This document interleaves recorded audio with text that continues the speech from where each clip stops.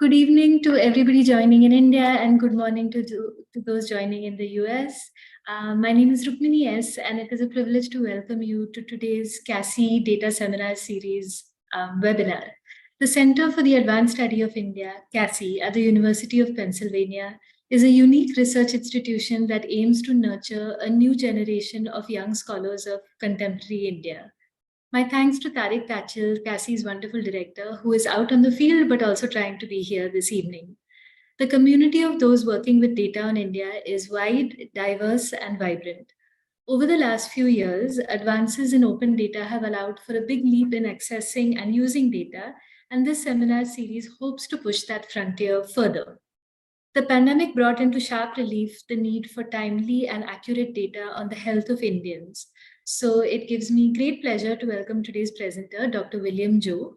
Dr. Jo is Assistant Professor at the Institute of Economic Growth in Delhi and is also affiliated as Lone Scholar with the Harvard T.H. Chan School of Public Health. He provides research support to the Ministry of Health and Family Welfare, Government of India on the National Health Mission, and he also leads UNICEF IEG's collaboration on Anemia Mukt Bharat's technical support activities. Dr. Jo will make his presentation for about 40 minutes, and following the presentation, we will take questions from the audience. Please post your questions in the Q&A box or the chat box, and I'll either ask them to Dr. Jo directly or call on you in the end to unmute and ask the question. Thank you, and please take it away, Dr. Jo. Yeah, thank you, Rukmini and Alan. Thank you so much for this opportunity. I would also like to thank the Center for considering a seminar on this topic. This entire initiative, like having a specific focus on India and looking at different themes, especially from a data perspective, is really welcome. I guess that I think more and more we understand data, more correct interpretations we can make both for our understanding and in policy making in general. So with that broader context, I would like to in this talk focus only on the sources of data and potentially access to those sources. So largely we will be just covering the kind of indicators we have and what are the prominent sources which we have in the Indian context. So just let me begin by sharing my screen here.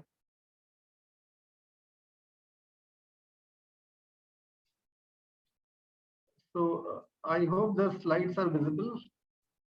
Yes, they are. Yeah, thank you so much. So to begin with, so just to set the context, I think all the health related data, it's mainly coming from survey or it is coming from service statistics from different sources, especially from government. So when we are engaging with the health indicators, I think largely we focus on outcome based indicators, health outcomes of various forms. But I think equal importance is also of process-based indicators, which perhaps I think we do not emphasize much while we do research or policy discussions on health. So given that focus on both outcomes and processes, there is quite a good deal of data which India has. So the focus on survey data and service statistics has to be understood in certain context, and this will also help us to make kind of interpretations which are justified given their purpose and their objective.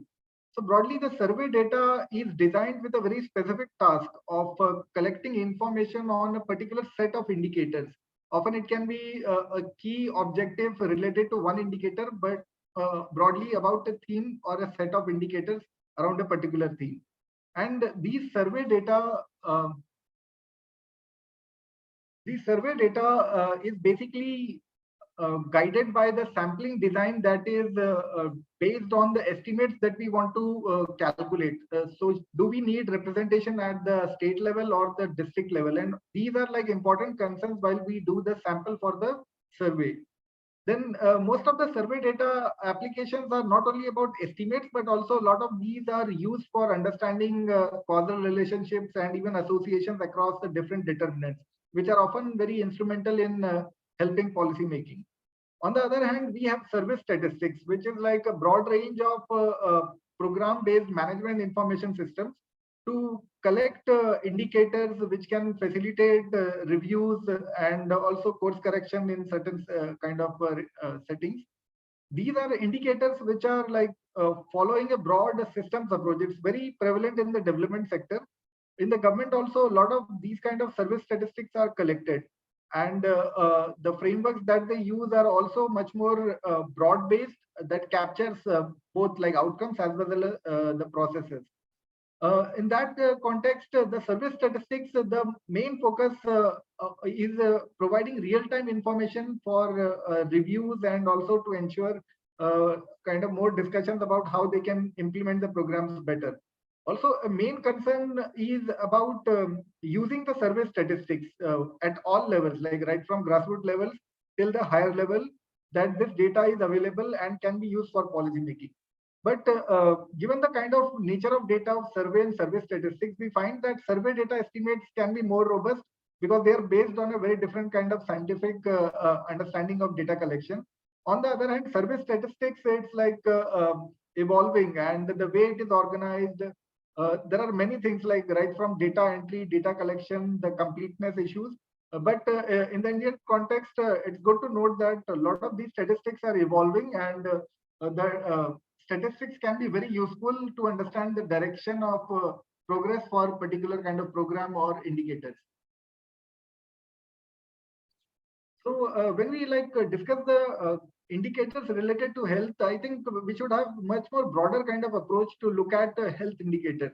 So often we try to go to the health systems approach of WHO. It divides the entire system into different system building blocks, and one can look at indicators across all these domains. So if we want to progress well and achieve our goals and objectives in health, so then these building blocks are equally important, and tracking indicators in those kind of building blocks is also equally relevant task as much as understanding health outcomes. So in the Indian context, some of the prominent data, if we want to adopt a building blocks type approach, I think for understanding financing, the key sources of data definitely are health budgets. So these are documents which are available from various sources, including like from the ministry as well as publications from the Reserve Bank of India, which are also like linked to the Ministry of Finance. So these documents will give us good insights about budget allocation. There are specific national health account reports, and this will give us estimates about how much of budgets are allocated across different components, across public sector, private sector, households, how these are spent, and out-of-pocket expenditure. So a lot of these is available through national health accounts estimates. The reports are also available in public domain. Then program-related information. In the Indian context, the National Health Mission is a very big program, which more or less has a very strong link across all the states and across several of the centrally sponsored health-related activities. And the budget-related details are also available in public domain through program implementation plans, as well as the records of proceedings, which is like formal approvals of the program implementation plan. On service delivery, I think the health management information system is a very important data, and we will discuss this further. But there are other kind of databases which are available at the state and district level to look at various components like logistics around drug supplies, and also all these information does not have that much kind of accessibility, but certainly some of this gets captured through HMIS. On infrastructure and human resources for health, a good deal of information is available through rural health statistics of the ministry, as well as like reports such as National Health Profile, which we will review. Again, the health management information system is very valuable in providing granular information in on the infrastructure and HR for health. And on the health outcomes, I think there are lots of surveys which actually provide us valuable information on our health outcomes. Now, when we look at all this survey data and service statistics, how these are actually aggregated becomes a key question. Often, several of these service statistics are just aggregated by the government departments, and they are released in the form of reports and publications of the government. Given that several of the surveys are also conducted by nodal agencies of the government, they produce their own reports. For example, the National Family Health Survey report is done by the International Institute for Population Sciences. So similarly, there are several other departments, organizations who carry out the surveys and then produce the reports. Besides some individual researchers and other interested people, they also work on data and produce estimates and all. But often the government work and citations usually revolve around those authored by the government or government related bodies. Now, once like we have the kind of data, it's also important that these are connected with national and international standard definitions. And for that, often national and international indicator frameworks are used and these are connected. The reference here, for example, is a very good kind of a document to understand how countries are expected to do like data collection and like organize on a broader set of indicators, including health. Now, we also see that in the Indian context in the last few years, especially like after the work around Millennium Development Goals and now the SDGs, we see a lot of data is being collected by government, which is a very different shift like from what was the era of vital statistics where fertility, mortality, and broadly those kind of health related indicators were actually collected. So given all this background in the Indian context, I think that India more or less does well in terms of following the principles of official statistics. And a lot of these data is also available in some forms to like all users. Although like some of the data, especially service statistics, may not be available on a very granular level. And the unit level availability is something that often some researchers and even some people may be interested in. But there is also an issue that whether at like what level of anonymity, at what level of kind of quality these kind of data could be made available. So these are like major issues, but this is something like we have seen that in the last few years, there is considerable progress in terms of data and indicator sharing, especially in the field of health. So in this talk, I will just focus broadly on about 6 kind of databases just to highlight what indicators they have. And cursorily, we will have a look at some of the other surveys, especially like around nutrition. So the first report, which is very important to provide like a consolidated information on health status, it is called the National Health Profile, and it is produced by Central Bureau of Health Intelligence. Now, this report, if you will go through, it will provide information on 6 broad set of indicators, which are like demographic indicators, socioeconomic indicators, health status indicators, health finance, HR, and health infrastructure indicators. So all these indicators are collected by the Central Bureau through coordination and collaboration with the central ministries, different departments, and as well as like state level departments to get some of these indicators. And these reports are available on the following link, and it's available for almost like I think some 15 or 16 years period annually. In the demographic indicator sections, the report broadly provides us information on population projections, fertility rates, maternal and infant mortality rates and ratios, and crude birth and death rates. And this compilation comes from official sources, especially the Census of India is a key source.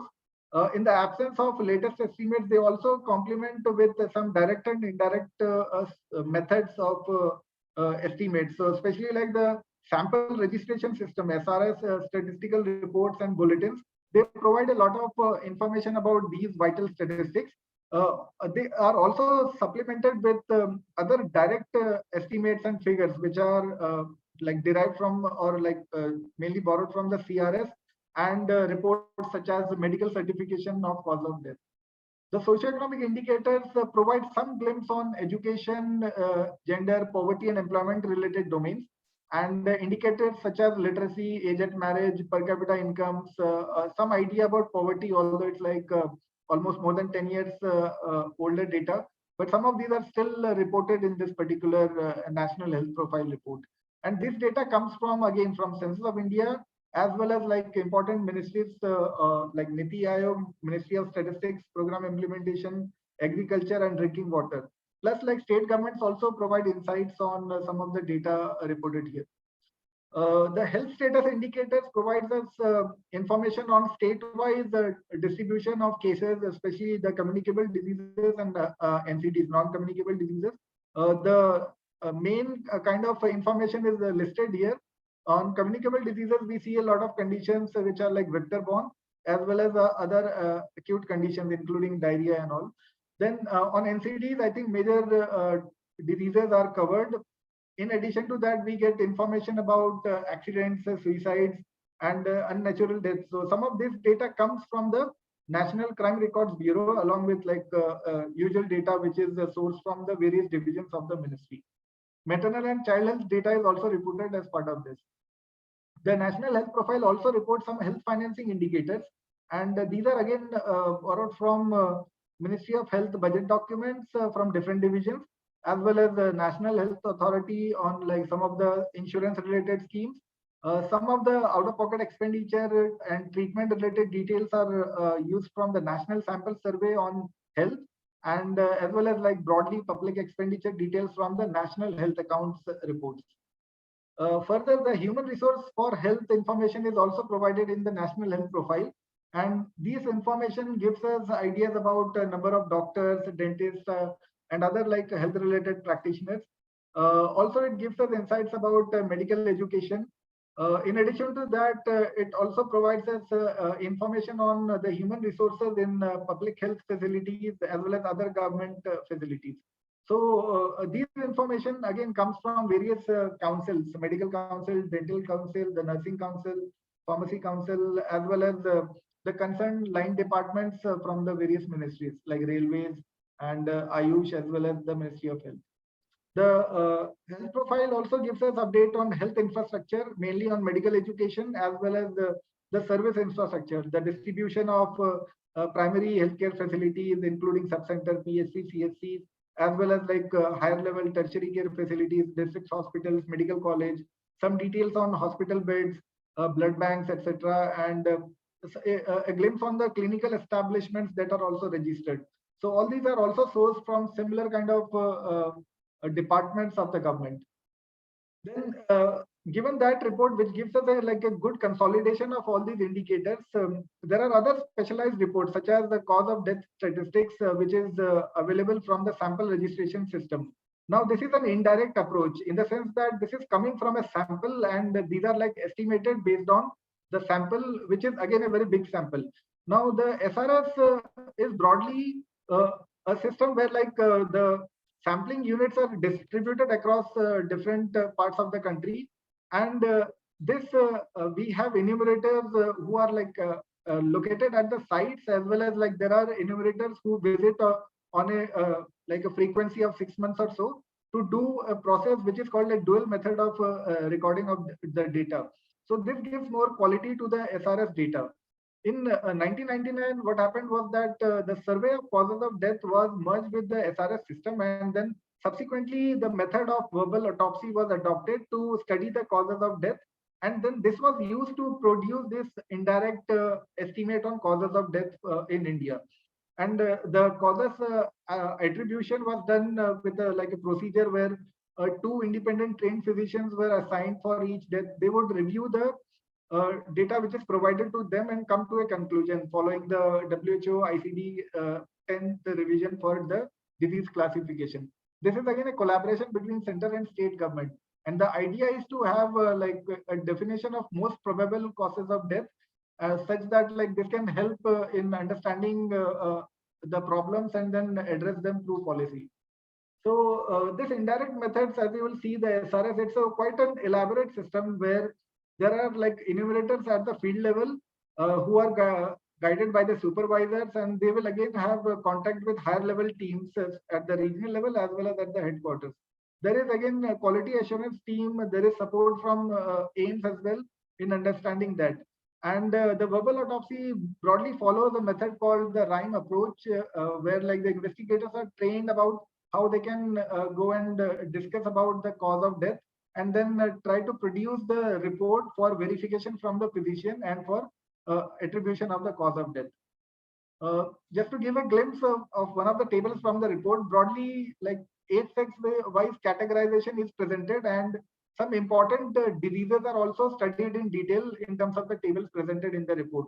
Broadly, in India, you will know that mostly like 56% of the deaths are attributed because of non-communicable diseases, and more than 1/4 of the deaths are associated with, in fact, caused by cardiovascular diseases.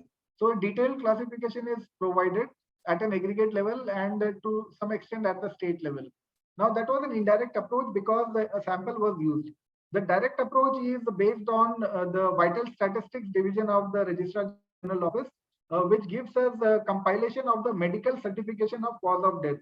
Now these statistics, this is actually mandated under the Registration of Births and Deaths Act 1969, Section 10, that all the deaths, especially like in medical facilities and all, they have to be certified by a trained physician, and then that has to be forwarded to the registrar's office and subsequently like forwarded to the RGI. In this kind of setting, the data is compiled like at different levels, and when this is reviewed at, like, for example, in 2020, overall more than 18 lakh medically certified deaths information was reported.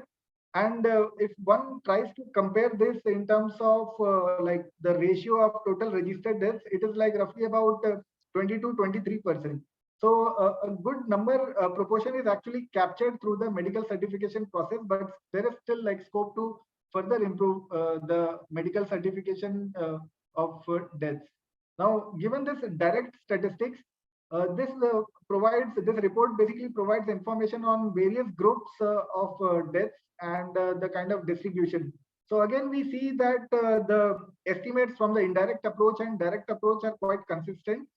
For example, the CVDs, there it was like roughly 27-28%. Here, broadly, the diseases of circulatory system, it's like 32%. And this information is presented in various tables by states, as well as like cross classification through say age, sex of the diseased person. The cause of death, it gives like many other information through tabulation as well as figures, and for male and female it is produced like separately, and we see that more or less the kind of patterns are similar, but still like few minor discrepancies can be also noted in some of these diseases. Then these two documents are mainly like files or reports which are compiled by the department. One of the unique initiatives now is to actually have much more granular information on the development process across a range of indicators. So we have come across this data on Mission Antyodaya, which is largely like a program meant mainly from the Rural Development Ministry. And it is actually compiling a range of statistics following a convergence approach, saying that like all different departments have to work together to produce like results which are necessary for rural development and well-being. So currently about 27 ministries, departments are actually asked to provide information right from village level, Gram Panchayat level, to district level, state level. So there is a good hierarchy in the way the administrative structure is organized under this. And the data is available through the following link, which is shared here. The Mission Antyodaya data have like a huge scope. It gives us like village level information through their own service delivery statistics, their own departments for a range of indicators. And here, although I've listed a few based on their indicator framework, but you could like visit the website of Mission Antyodaya.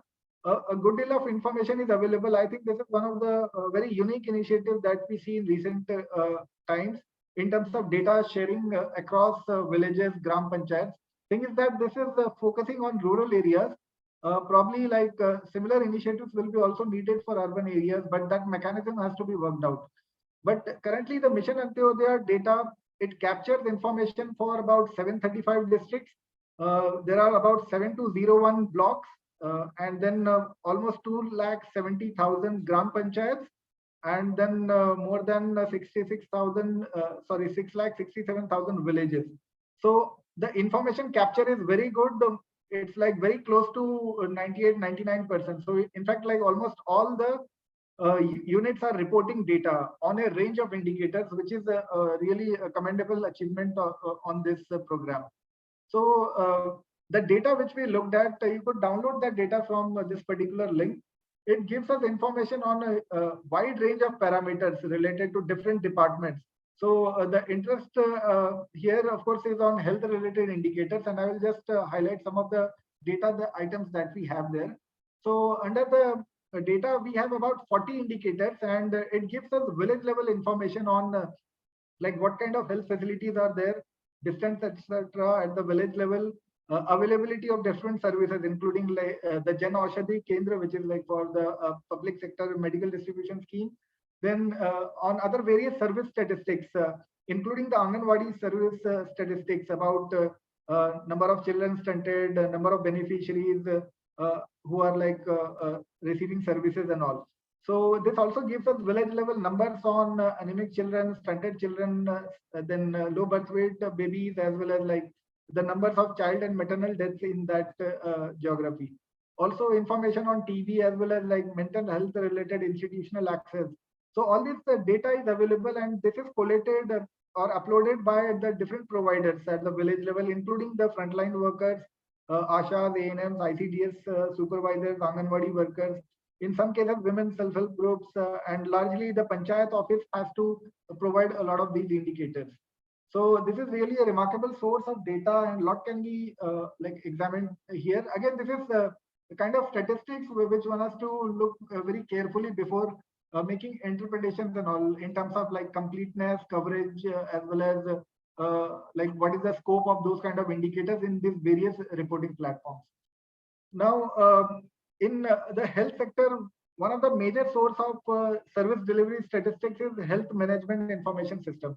The HMIS is very critical source, mainly because the National Health Mission captures almost all the major health programs, activities which is going on, and all of the data is very ambitiously captured by the HMIS system. So HMIS is a facility-based reporting platform where all the services delivered by the facilities are captured right from the sub-center level to PHC, the community health centers, and so on till the district level. So this information that we capture is about both service delivery in terms of a range of activities, including the reproductive, maternal, child health related services, immunization, family planning, vector-borne diseases, TB, some broader indicators of morbidity, mortality, OPD, IPD services by different facilities, and like details on number of surgeries, etc. It also gives us a lot of information on infrastructure and human resources, including the availability of different, say, equipment, the building status, and all those details are available in HMIS. So partly it is in public domain, but part of it is mainly like used for program purposes. So HMIS, I think it has also come a long way, right from like 2008-9 period when it was launched, and at that time a lot of work was needed, because initially the reporting challenges were there. People were not also very used to internet problems, connectivity issues, IT infrastructure, all those things were a challenge. But now in 2020-21, I think digitally we are much advanced, and in that sense, like the HMIS is also revamping itself, upgrading itself, and currently HMIS 2.0 version is being launched. So the data, I think, is freeze till 2019-20 for public domain, because this upgradation activities are going on. So perhaps this is still being tested in terms of like how the new formats, etc., are being taken up, are the trainings, etc., done and all. So once like all the reporting issues are perhaps sorted out for all the geographies, there may be a chance that like we will see much better and much complete kind of quality data coming on the portal. And this might perhaps then get also open on the indicators, as we had some information previously. So the HMIS, just to give a brief idea, there are different ways in which indicators are reported, like on an annual basis, on a quarterly basis, on a monthly basis. So often infrastructure information is reported on an annual basis, whereas the service statistics are captured on a monthly basis. The flow of information is as follows. So we will have like data entry operators at the lowest level, and they are receiving or compiling the different forms received at their level from the sub-centers or from the health workers. Even the primary health centers, they provide the information at the block level. Then this information is further passed on to higher authorities, once that is uploaded on the, earlier it was like physical reporting, but now everything gets done digitally. And then this will be then submitted to the district and then subsequently to the state, and finally the state has to forward it to the national portal.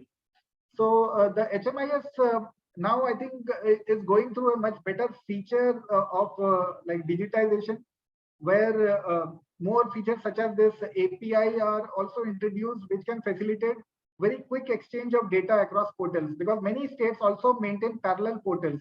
So often reporting in multiple portals can become a challenge for the data managers. Hence, like some of these features as well as like data visualization features are also now embedded with the new HMIS version. So this gives like much better kind of range of the service delivery statistics that we are capturing. Some of the items that are captured are like, as we discussed broadly, about 203 indicators are provided in standard reports, and we expect that this can, I think, can further improve. Perhaps like we can do more if we can share some more information about infrastructure and all, but often these information are used like mainly for the program related reviews. But often the public domain information on service delivery, we see it is still available on the HMIS older like version till 2019-20, mainly because the new data is still being kind of upgraded. So in terms of coverage, broadly, the facilities, it's like largely we have subcenter and PSC based kind of reporting, but it is also important to note that HMIS lacks little bit on the coverage of private health facilities. So while public health facilities have to report almost 100%, the private health facilities, there is a need for states to actually actively seek reporting from the private health facilities. So if we are able to do that, then we can provide very reliable indicators from HMIS for different kinds of services as well as health status and outcomes. Currently, the reporting, I think, is better in the orange and green shaded states still, and whereas like the gray shaded ones as well as the light blue, especially the northeastern states, there is a need to improve this. And these are like basically can also be estimation errors on denominator front, as well as like changes which can be because of variation in service kind of seeking strategy, health seeking strategy of beneficiaries.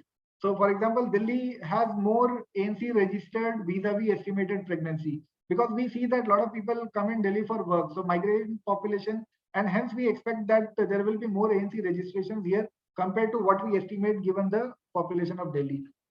The National Family Health Survey, I think you most of us know, it's like very popular source of health statistics in India and very credible. And this is largely like coming from the family of demographic health service, which had like various phases. And India entered in the phase DHS2, where the NFHS 1 was conducted in the year 92-93. And now we already have 5 waves, and the 6th one is currently like underway. So the DHS now like is the a program which has like very good database, including the NFHS data is housed with the DHS kind of website. Plus, it is also available from Indian sources from the IIPS website. Now, this DHS or rather NFHS has a questionnaire which captures mainly family health related, maternal and child health related aspects, but it also provides information about population characteristics as well. So background characteristics on household, water sanitation conditions, literacy, and some insights on sex ratio and birth rates, etc. is possible. But largely the focus is on maternal and child health related indicators, which is listed here. The strategy of data collection is quite elaborate, and it is one of the best way of data collection, which has like very rigorous monitoring, a very good network of program people engaged in this. A wide range of training related activities happens, and a technical advisory committee which is looking after the entire process. So the data files are available in various versions. So some of you might be interested can go through the recode files, which is like mainly providing information on household kind of amenities, household members details, individuals details, birth related information, under 5 child related information, especially nutrition, immunization, specific information on men and as well as on couples, a module on HIV testing, as well as like geographic data, which is a new feature which can provide cluster related details of the areas where these kind of surveys or the households are located. So it will be displaced, but more or less one can get a sense about in which geographies the surveys were done. The files are providing indicators like there are lots of indicators in NFHS. So like wealth of indicators like for maternal and child health kind of issues. Like working on health, I think we should also touch upon nutrition, and there are lots of surveys nowadays which also aim to focus on nutrition in a kind of major sense.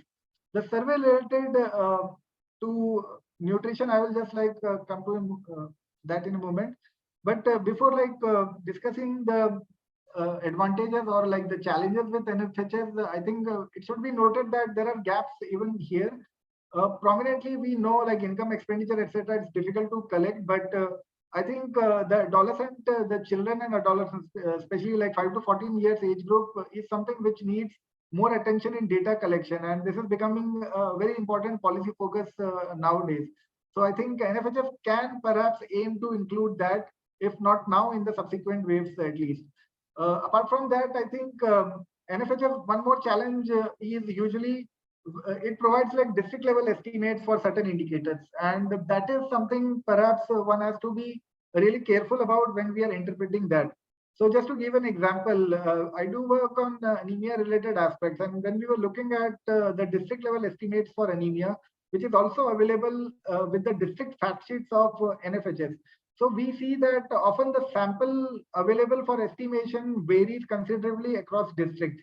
And in that sense, like some of the districts may not have a sample of even 25 cases, or in several cases, it is like a sample of less than 50 pregnant women to provide the estimates for anemia.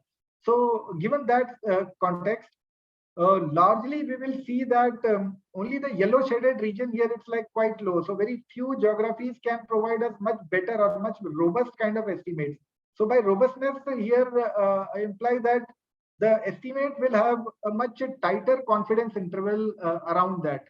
Rather than like mostly we see that orange and red colored districts here, they have much broader kind of interval. So probably any estimate can be much higher or even much lower. So this makes interpretation very difficult, and often we don't really go into statistics that more carefully. So, but like when we work with survey data, we have to be also careful about the way we are interpreting this, because often a difference of 1%, 2%, or 5% does not mean like it is an improvement or it is a deterioration. So basically, we have to also check for these kind of anomalies, and only after like rigorous testing one can figure out whether the changes are significant or not.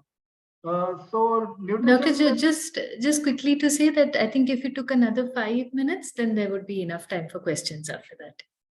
Yeah, sure, Rukmini, thank you. So yeah, I will just end up in 5 minutes. So on nutrition, I think we have quite a few data, like surveys especially, and for the last 20 years, we can have a trend as well. So NFHS data is there for the period 92-93 onwards. We have district level household surveys as well as annual health surveys, which was very popular in the 2000s, earlier part of the National Health Mission era. And subsequently, it was like, I think, maybe integrated as part of the NFHS district level version. So hence, some of these surveys were abandoned.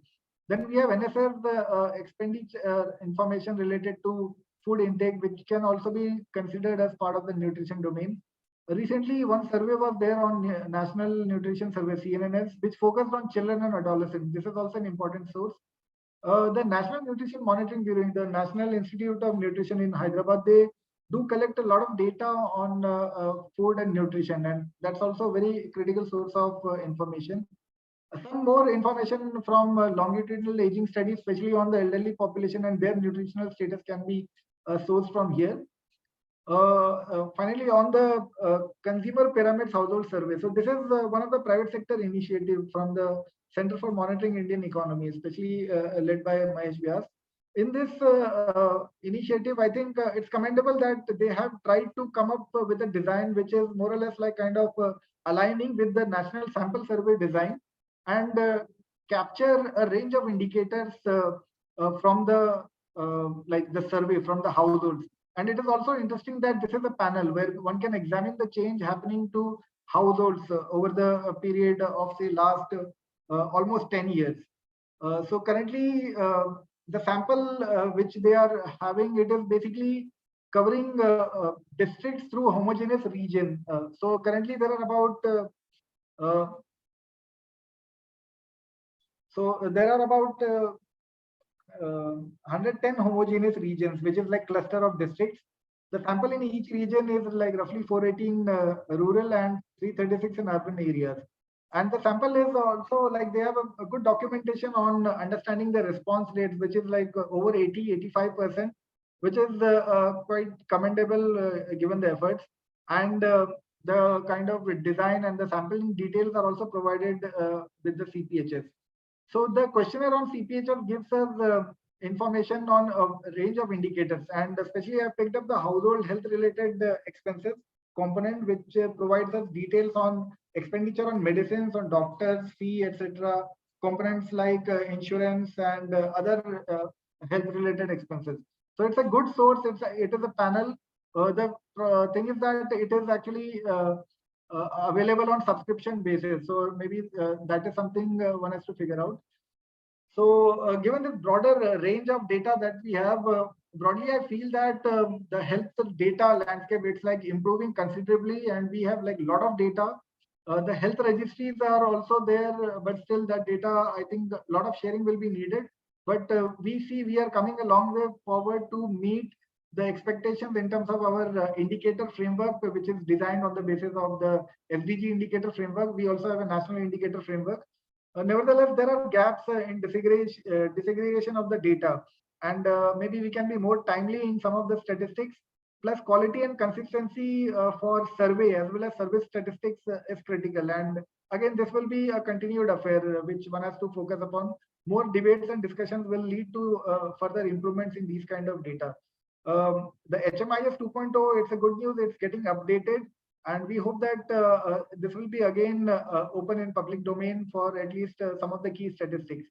So nevertheless, I think that broadly, I would urge all the survey agencies from government as well as private sector to be much more open about data sharing and follow the principles, provide us anonymized data for research, for analysis, for understanding the situation of the country. So thank you so much for listening to this. Thank you. Thanks very much, Dr. Joe. That was a great overview of all of the data sources, and I really appreciate the fact that there were both survey-based as well as administrative data sources. You know, some of these, like the HMIS, we are broadly familiar with, but I, for example, had never looked at Mission Antyodaya data. So these sort of new, you know, while all of us continue to sort of build pressure to make sure that surveys continue to be conducted and conducted well, I think many of us are sort of unfamiliar with some of the administrative data sources, and that's useful to see in particular. I also found the comparisons between the MCD and the SRS, you know, very useful, as well as to think of how exactly the HMIS data is collected. That too was a great source of insight, though of course not having updated HMIS data is worrying, and you know, one hopes that the upgradation will happen soon.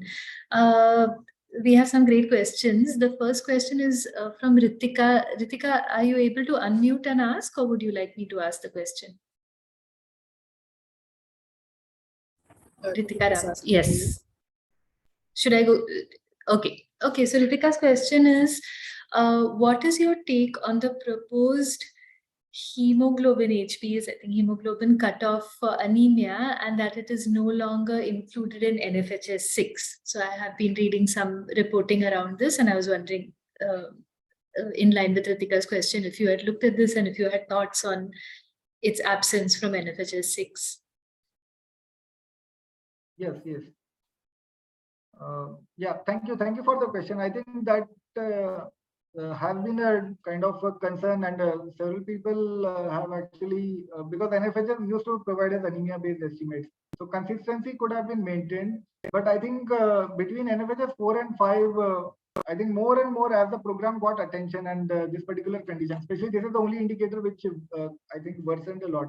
So a lot of focus was on the debate between like how it should be tested. And that is something like clinicians broadly, there needs to be a consensus in the way that has to be actually tested.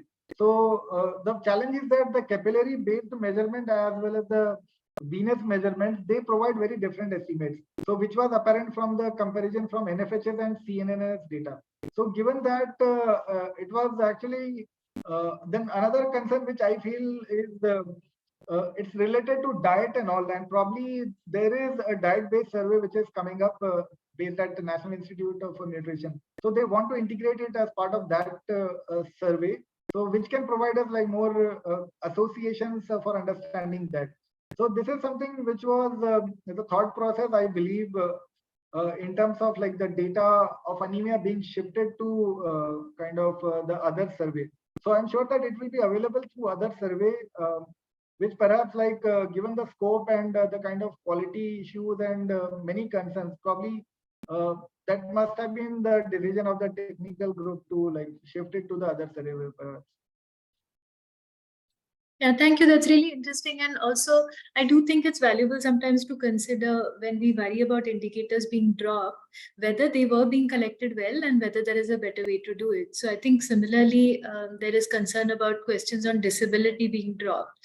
But the quality of data that was coming in around disabilities, both from the census and from NFHS, was extremely poor, and surveyors were quite, upfront about the fact that they were not. They felt they were not getting good information. So, of course, the solution, nobody proposes a solution that we don't collect this information, but maybe such opportunities to think about who could do it better and how it could be done better, similar to the anemia question, certainly, interesting to think about. Ankit's question is, which survey would you say has the highest quality in methodology and subsequently most reliable?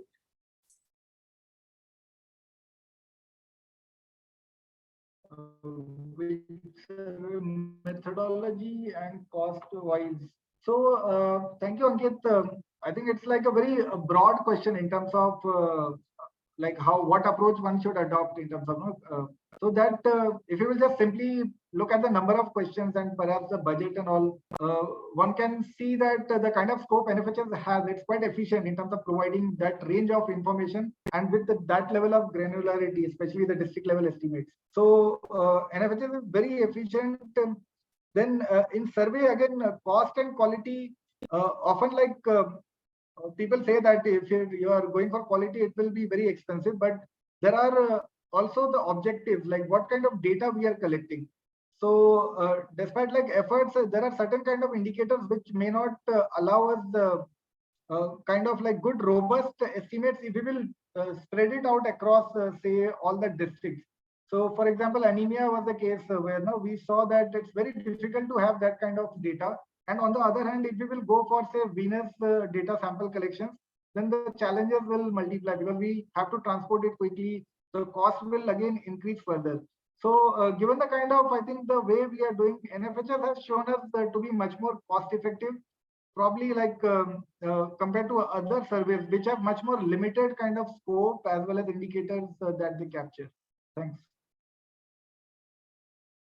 So before I move on to the next question, I'm just going to quickly say that Ritika has a follow-up question, which is that most DHS surveys follow the capillary method. This is about the anemia. In case you're able to answer it now, otherwise, if you feel that this was her question. Yes, yeah, thank you, Ritika. I think all the surveys they are following capillary method, but it was CNNS which showed that there will be a difference. And then when this kind of information is brought forward to like government, then probably they will be also in a situation where they want to provide an estimate which is considered more acceptable by the scientific clinical kind of community. So I think that given that, I believe that broadly it must be the group who must have advised that we should go for move away to the other survey where the method can be more robust in providing the estimates. So I think that must have been the underlying concern. Thank you for that. I'm going to call on Banjot Kaur, who has done years of excellent health reporting, particularly through the pandemic. She had a couple of questions. Banjot, can you unmute and ask your questions? Thanks, Rukmini. And thanks, William, for your presentation. I just had a quick couple of questions. As Rukmini also spoke about HMIS, it was a great source of information for us, but now collecting any meaningful information from it has become very challenging. So I was wondering if you have any thoughts on this. Secondly, I also wanted to ask a bit about, the websites like the data which is provided from websites like NCDC and NVBDCP, the Vector Disease Control Program.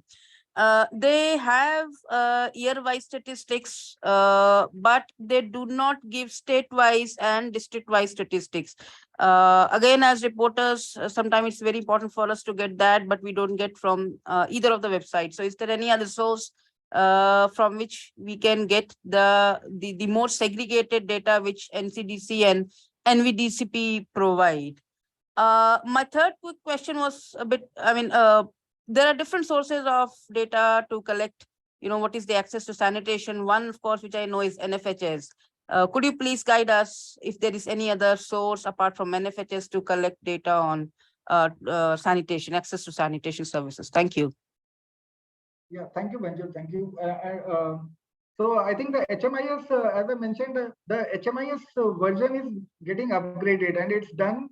They have started field level activities in terms of data entry and all.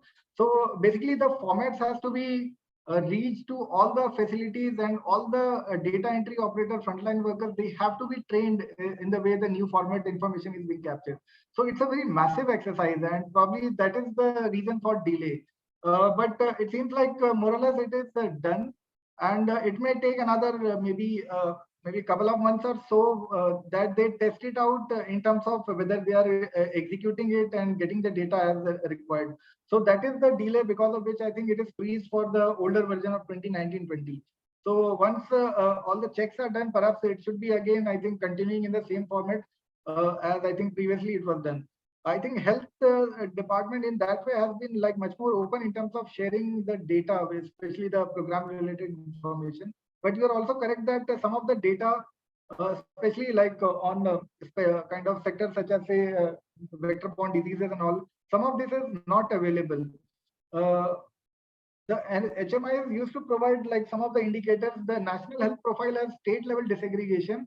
But I think some of the very like micro disaggregation, especially like district levels and below, it is not available in the public domain, although like the statistics are collected. So that is something I think still they may not be very confident about like starting to share at that level, or probably they just have a strategy to share at district or above level. The other issue which you like about the water sanitation related indicators, I think like you should look at the Mission Antyodaya indicators. This is like very good set of indicators, and as per like your requirements to go much more disaggregated in terms of geographies. The thing is that it's on focusing on the rural areas, but there are like lots of interesting indicators for the rural geographies. So one can look at that. Plus there are other surveys from the National Sample Survey. Recently, there was something called multiple indicator survey, which captures some of this, but not though in a very great detail, but still like some idea on that. Also, like NSF has other special survey on water sanitation related aspects, but that is again done in a cycle of 5 years or so. So I think the last one was perhaps 2017 or something. So, but the multiple indicator survey was 2020 something. So that data is more recent, and these are like probably 2-3 other sources where water sanitation related information is available. Thank you, Banjot. Thank you for that. Nutan has a question, which is, what are the reliable sources of data on antimicrobial resistance trends in terms of infectious diseases caused by microbes? Yeah, thank you. I think this is a very important question which is emerging. AMR related data as such, there is not much which is actually like being collated or compiled. So that is something which one has to figure out how this can be done, because identifying that itself is a challenge. So probably like we can go for data collection, we have to go to like operators level at different facilities. So the methodology about how they can do it has to be first established. So I think that more work is needed, especially from the scientific community, to understand how AMR can be studied, what methods can be adopted, and how these kind of indicators be developed. So probably I will urge like research community to work around that, get much more kind of methodologies which can be then adopted by government to actually collect statistics around that. This is a prominent issue, and like a lot of policy discussions happen, but probably data which is coming from the field is something which will need more attention. So it's still a work in progress. Thank you. Thank you for that. Prerna Singh, can I ask you to unmute and ask your question so that I can be clear what data sets you're talking about? Yeah, hi. Thank you so much. This was great. And thank you, Rukmini, for curating this incredible series. I was just kind of curious about some of the data that goes back in time, because as far as I can tell, the NFHS goes back, as you said, to the 1980s. But I was curious if you had any sense about data going back, for instance, as part of the community development program that was initiated by Nehru in the 1950s, but also a lot of the kind of family planning indicators and health statistics more broadly. I mean, obviously, I realize that this data will be much thinner and much sparser than data that we have today. But I was just curious if you had a sense of what the publicly available data that would give us an opportunity to make some kind of longer time horizon comparisons around, I know we can't be fussy, but really any data through this period of time. And thank you again for this. Yeah, thank you, Prerna. I think, understanding our health development in a historical perspective certainly is a very interesting kind of issue. I think, but that is also something which is correlated with the way we have developed since like 1950s. The primary focus was on poverty, and for that, I think the National Sample Survey was set up in 50s.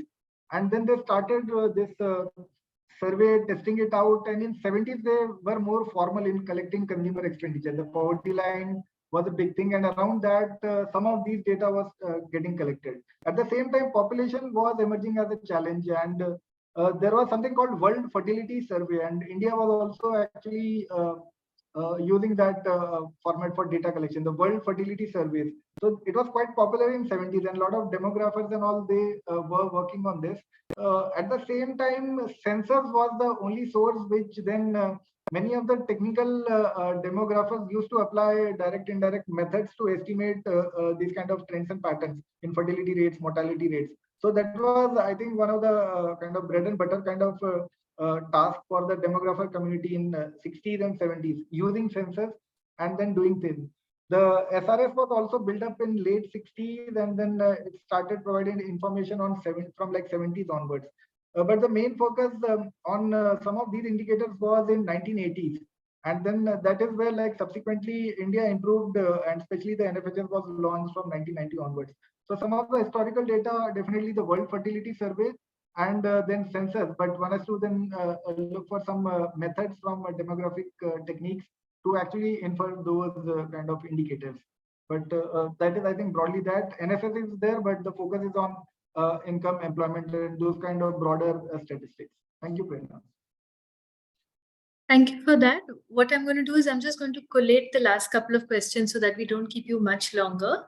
Shabnam has a question about infrastructure. So number of doctors, specialists, but at the district or sub-district level. She says these are available at state level, but not at district level in HMIS or rural health statistics. So where could she get those from?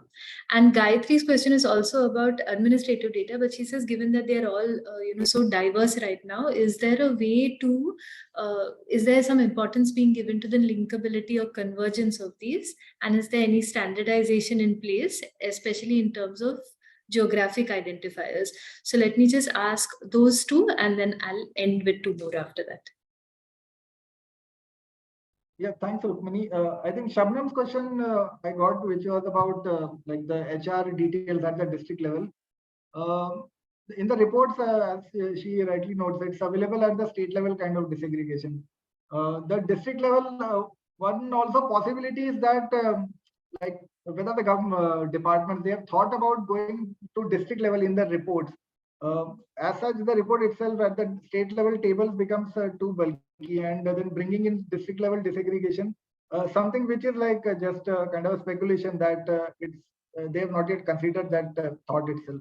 Probably they should do that, but this is available on HMIS now. Again, then it becomes the access related issue there. The standard kind of indicators, if one could look at the analytical reports, I'm not sure they are presenting that information there. They largely capture the service delivery statistics at the district level and below, which is like shared. But I think it's not like available at the district level, although like the HMIS has definitely for all the facilities. So probably one can definitely, like, working with the district is easier, but not getting at the same time from all the districts. The other question, sorry, I missed that one. Just that whether on administrative data, because they're from different sources, is there a plan towards convergence of these? Sometimes geographic identifiers tend to be very different. So on Yes, that. Yeah, I think that's a very interesting idea, and probably the Mission Antyodaya data is one of the unique initiatives, which is convergence in a different settings. Like the Gram Panchayat works as the nodal for converging all the information from different departments.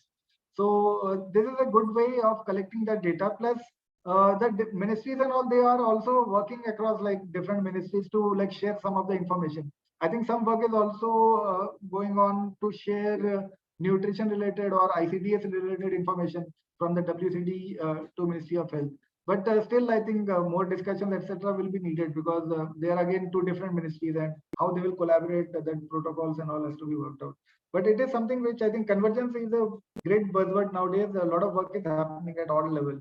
It's very formal, and we also see it's happening at the ground level.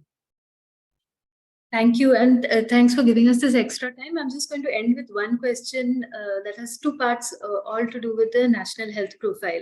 So the question that is from Khushbu was whether besides national health profile, are there any other potential sources on Ayushman Bharat insurance utilization? That's one. And I want to just bring in one point about the national health profile. So we, because there has been a lot of talk about the problems with modeling, and so the idea of moving away from modeled estimates to try and understand disease surveillance as well, disease numbers as well as deaths from diseases, we do try to work more with the national health profile then. But the numbers are clearly very low, sort of they defy belief. The numbers on, say, deaths from malaria are beyond belief. And you do see at the bottom that it mentions that largely the numbers come from public facilities. So what is the thinking around how we are likely to in the future get more data from private health facilities? And to my mind, this almost makes the national health profile semi-unusable for me when I think of using it for, say, malarial deaths. I mean, it's to give it in double digits. It just seems like not really worth using those numbers at all. So, two sort of broad points, questions to do with the national health profile to end.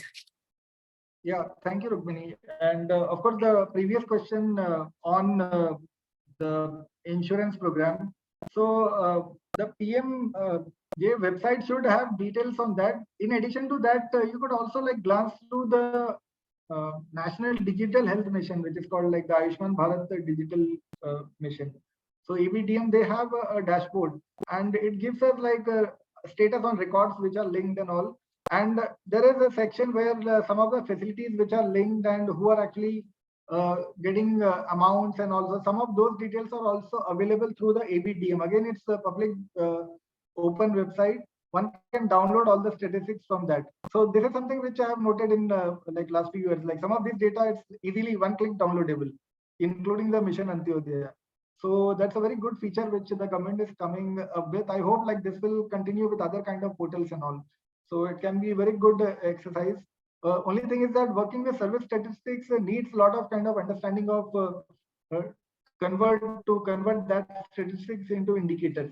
So as you are mentioning, I think mortality again is a puzzle in the sense that we don't know the real level, and the estimates which government comes up sometimes they have challenges. One is the challenge of having a formal medical certification. So until unless the coverage there is very good, we saw that it's like roughly 1/4. So until unless that increases, we will not have a very good comprehensive estimate. So that's a big challenge. But with India, I think developing quickly, having much better digital footprint across, and these kind of certification becoming necessity, kind of more formal healthcare being sought, I think that is the way forward, where like we have to improve further. Our birth registrations have really improved, but death registration with MCCD has to be taken up much more seriously. The sample part of this becomes challenging because the SRS sample spread itself is very uneven, like especially Northeast and all, it's not very well captured and all. So sometimes the numbers which we will get from the indirect estimates might also be different. And hence, suppose if you have sample which is more from malaria prone areas, probably one may end up having more number of malaria deaths. And malaria is again a really challenging indicator to capture, given that it's like can be easily misclassified under other causes as well. So certain things are also like possible, but I feel that the administrative statistics has to improve considerably if we have to go forward. Survey can provide us an estimate and idea, but it is like the survey statistics, which is real-time information, more regular, more comprehensive, and it will have no sampling related issues. It will be complete, but we have to move towards that direction. Still, like we are progressing, but I think we will need a lot of efforts to complete our registration system, both birth and death registrations. So thank you, Rukmini. Thanks for this. Thank you very much for this. Thank you both for the presentation as well as for the patient responses to all the questions. And I really want to thank all the participants for such excellent questions this time in particular. My thanks to everyone who attended the talk. My thanks to Dr. Joe, and my special thanks to everybody at the CASI team. Please join us next in August for Nilanjan Sarkar's talk on the use of administrative data from state governments across the country. That's the last in our summer season, and then we'll have the winter season to follow this. Thanks everyone. Good night to those in India. Have a good day those in the US, and see you next August. Thank you.